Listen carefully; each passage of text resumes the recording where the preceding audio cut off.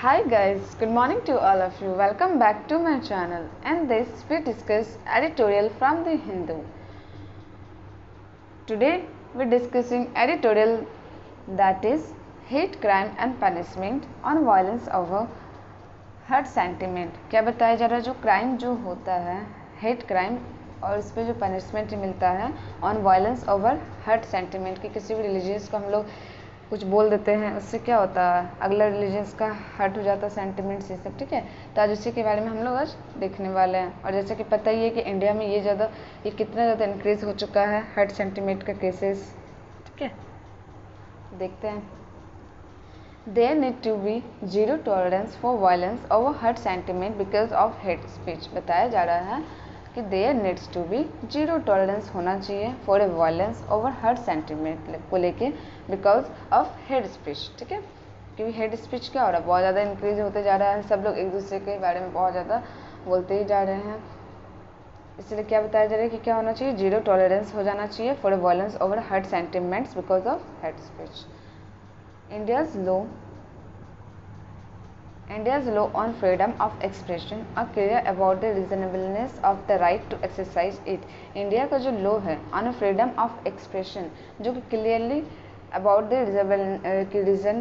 Reasonableness of the right to exercise it, कि उसको सही रीज़न में ही उसको एक्सरसाइज किया जाएगा। जो भी इंडिया का लॉ है फ्रीडम ऑफ एक्सप्रेशन, ठीक है, वो क्लियरली क्या है बताया गया इसमें कि विदाउट रीज़न क्या किया जाएगा, उसको एक्सरसाइज नहीं किया जाएगा।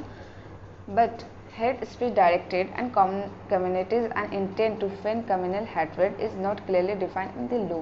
but हेट स्पीच जो है वो क्या है, जो डायरेक्टेड कम्युनिटीज़ में होता है और intent to fan communal hatred, बहुत ज़्यादा इंटेंशनली क्या होता है कम्युनल हैट्रेड इंक्रीज होता है, बढ़ता है, जो कि क्लियरली डिफाइन नहीं है लॉ में इसके बारे में। मतलब इन शॉर्ट की हेट स्पीच को लेके क्लियरली लॉ में डिफाइन नहीं है। However there are provision in the law that can be interpreted as allowing for criminalizing offense that are related to hate speech।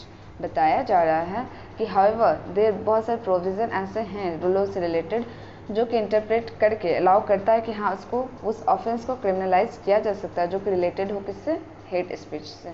But कोई स्पेसिफाइड हेट स्पीच से related law नहीं है।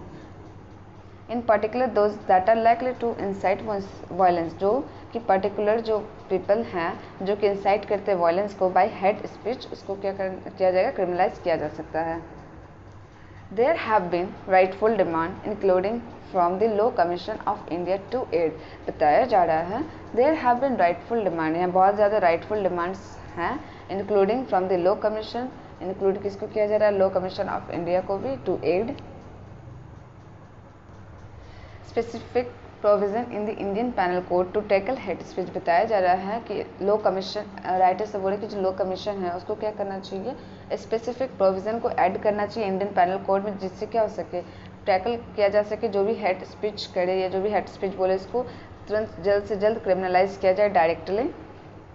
It is imperative that lawmakers work on doing so, especially in the age of online media and messaging, where hate speech incidents have bargained into even more significant problem। बताया जा रहा है कि ये बहुत ज़्यादा इम्पेरेटिव होते जा रहा है लॉ मेकर्स के लिए, जो भी वर्क कर रहे हैं इस चीज़ पे, वो बहुत ज़्यादा क्या होते जा रहा है, ये चीज़ इम्पेरेटिव होते जा रहा है, specially in the age of, specially अभी के टाइम जब टेक्नोलॉजी जो है वो बहुत ज़्यादा इंक्रीज हो गया। अभी मैसेजिंग का टाइम आ गया, ऑनलाइन मीडिया आ गई है, जिसमें क्या हो गया हल्का सा कोई एक ट्वीट कर दिया जस्ट, उसमें क्या होता है पूरा हेट स्पीच जो है वो इंक्रीज हो जाता है और उससे क्या हो जाता है वायलेंस खड़ा हो जाता है,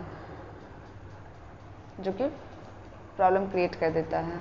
that said there is no justification for any form of hate speech to be counter with violence. बताया जा रहा है कि कोई भी ऐसा नहीं है, दैट सेड इसीलिए बोला गया है कि जस्टिफिकेशन भी दिया गया है कि जो हेट स्पीच है उसको काउंटर नहीं किया जा सकता है विद वायलेंस, कि कोई हेट स्पीच बोला हो और आप वायलेंस कर रहे हो इससे वो कम हो जाए, नहीं, ऐसा नहीं हो सकता है।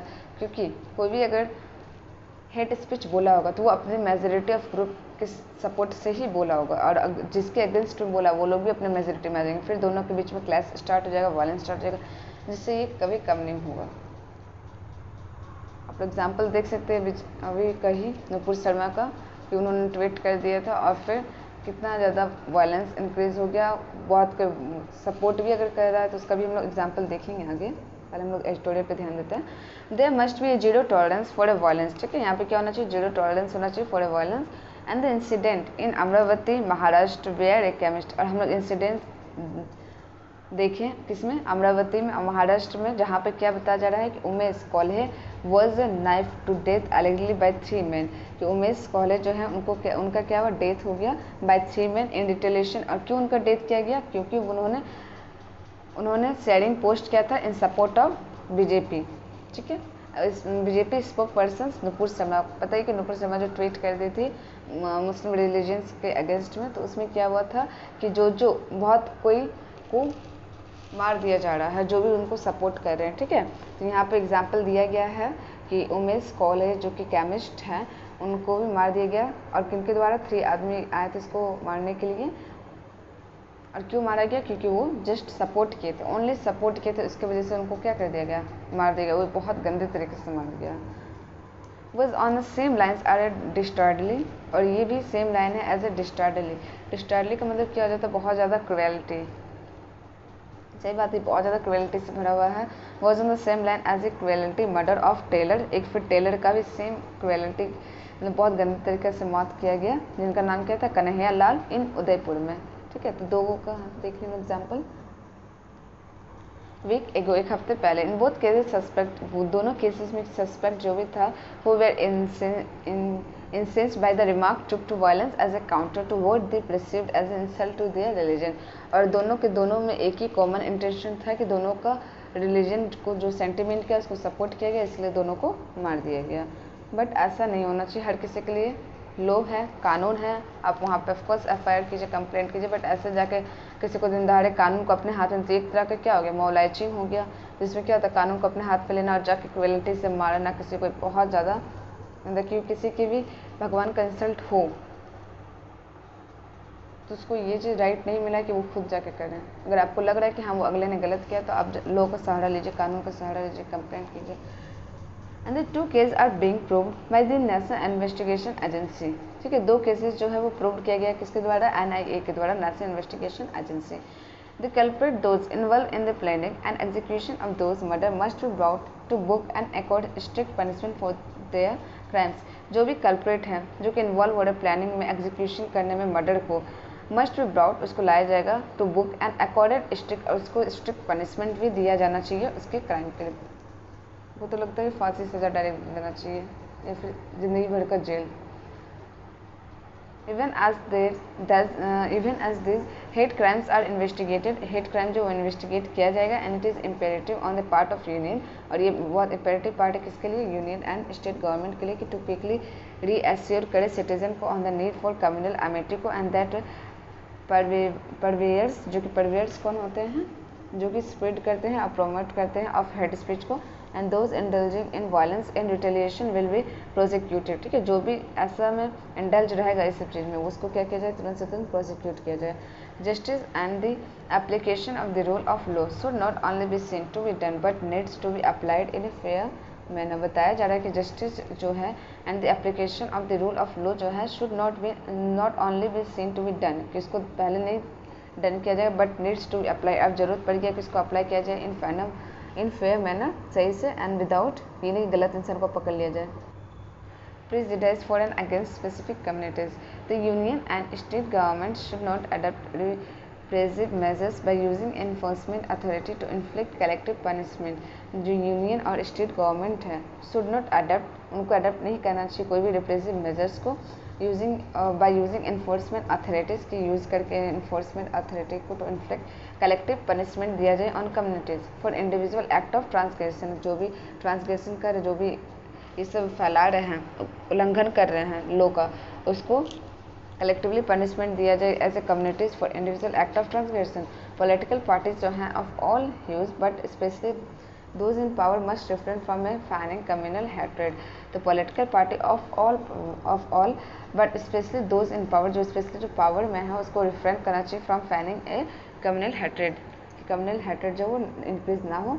And the unevenness of a government action has resulted in disenchantment among Muslim, the action of a few criminal among the community have endangered other, और क्या बताया जा रहा है कि जो अनइवनेस जो गवर्नमेंट का एक्शन जो लिया जा रहा है रिजल्टेड डिसएंचमेंट अमंग मुस्लिम्स, मुस्लिम की और इससे डिसएंचमेंट हो रहे हैं, and the actions of few criminals among the community have endangered other, और एक्शन जो भी है क्रिमिनल्स का, जो भी मुस्लिम्स का क्रिमिनल, आप एग्जाम्पल देख सकते हैं यहाँ झारखंड में रांची में क्या हुआ था, कॉम्युनल वायलेंस, जिसकी वजह से बच्चों को बाहर निकलने में डर लगता है, तो सबको डर लगने लगा, तो इसकी वजह से क्या होता है, बहुत ज़्यादा डर इंक्रीज हो जाता है, इंडेंजर्ड अदर्स के लिए भी हो जाता है, and it is unmistakable that developing quagmire is related to as casual bigotry and the callousness of those who were in responsible position in the BJP।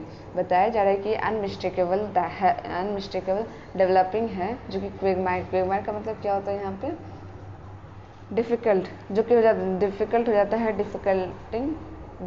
डिफिकल्टिंग is related to the casual bigotry, bigotry मतलब कट्टर, and the कॉलेजनेस, कॉलेजनेस का मतलब क्या हो जाएगा, incentive और cruel, बहुत ज़्यादा cruel of those who were in responsible position in the BJP, जो भी बहुत ज़्यादा क्रूएल है in position in the BJP.